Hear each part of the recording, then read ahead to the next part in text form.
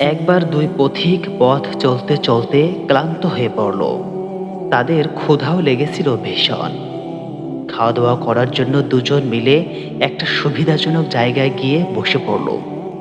এরপর পুটুলি থেকে বের করে নিল যার যার খাবার।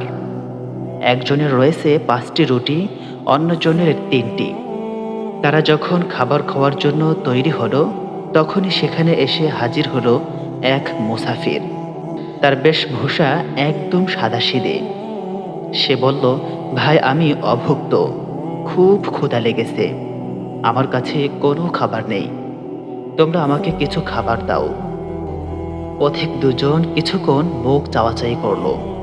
তারপর মনে মনে ভাবলো, তারা দুজন খাবে আর একজন মুসাফির না খেয়ে থাকবে, এটা কেমন কথা। তারা মুসাফিরকে তাদের সঙ্গে খেতে বসার অনুরোধ করলো। এবার তিনজন একসাথে খেতে বসলো। একজনের 5 রুটি, অন্যজনের 3 রুটি। মুসাফিরের শূন্য হাত। তবু তারা রুটি বন্টনে কোনো তারতম্য করল না।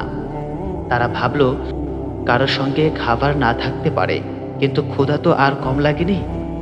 তাছাড়া একসাথে খেতে বসে একজন বেশি খাবে আর একজন কম খাবে, তাই বা কেমন করে হয়। তিনজন সমান সমান রুটি খেলো। খাওয়া দাওয়া শেষ, এবার বিদায়ের পালা। মুসাফির চলে যাবার সময় পথিক দুজনকে 8টি দিরহাম বকশিশ দিল এবং বলল, ভাই আমি শুধু তোমাদেরটাই খেলাম, তোমাদের কিছুই খাওয়াতে পারলাম না। এই নাও 8টি দিরহাম, তোমরা দুজনে ভাগাভাগি করে নিও। তারপর মুসাফির চলে গেল। কিন্তু সমস্যা বাঁধল দিরহাম ভাগাভাগি করা নিয়ে। যার 5টি রুটি ছিল সে বলল, আমার 5টি রুটি ছিল, সুতরাং আমি পাবো 5 দিরহাম। আর তোমার রুটি ছিল 3টি, তুমি পাবে 3 দিরহাম। কিন্তু 3 রুটিওয়ালা এই হিসাব মানতে একদমই রাজি হলো না। সে বলল, না, আমি তোমার হিসাবে রাজি নই। আমরা দুজন খেয়েছি সমান সমান, সুতরাং তুমি পাবে 4 দিরহাম। প্রথমজন বলল, তাহা কি করে হয়? তুমি 3 রুটির জন্য 4 দিরহাম পাবে আর আমি 5 রুটির জন্য 4 দিরহাম পাবো? এটা কি কোনো আইনের কথা হলো? এ নিয়ে দুজনের মধ্যে বেঁধে গেল তর্ক। কারো কথায় কেউ রাজি নয়। কিছুতেই তারা মীমাংসায় আসতে পারছে না।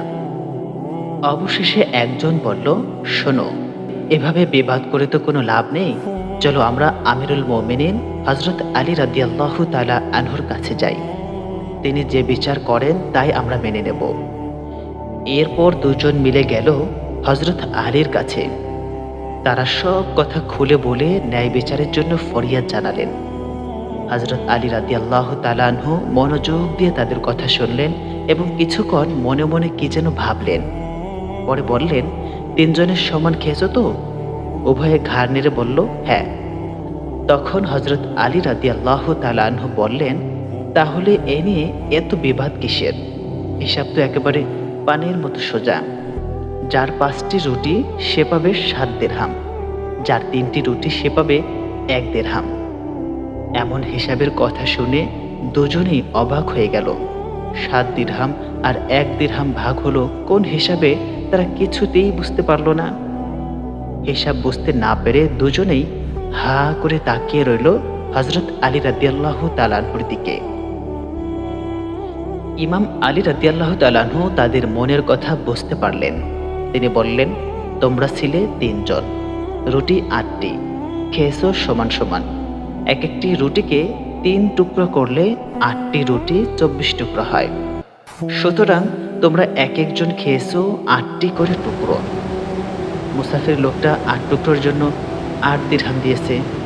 হযরত আলী রাদিয়াল্লাহু তাআলা আনহু বললেন, এবার আসা যাক কে কতটুকু পাবে সে হিসাবে। দ্বিতীয় জনের 3টি রুটিতে 9 টুকরো হয়েছে।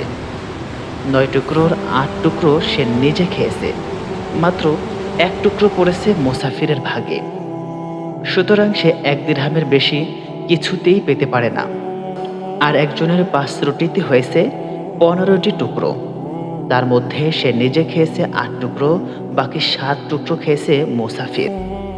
সুতরাং সে পাবে 7 দিরহাম। হযরত আলী রাদিয়াল্লাহু তাআলা আনহুর হিসাবের কথা শুনে পথিক দুজন বিস্মিত হলো। তার বিচার বুদ্ধির পরিচয় পেয়ে দারুণভাবে তারা মুগ্ধ হলো। তারা আর কোনো ওজোর আপত্তি না করে নীরবে মেনে নিল বিচারের রায়। প্রিয় বন্ধুরা, হযরত আলী রাদিয়াল্লাহু তাআলা আনহুর এই সুনিপুণ বুদ্ধির বিচার আপনাদের কাছে কেমন লেগেছে অবশ্যই জানাবেন।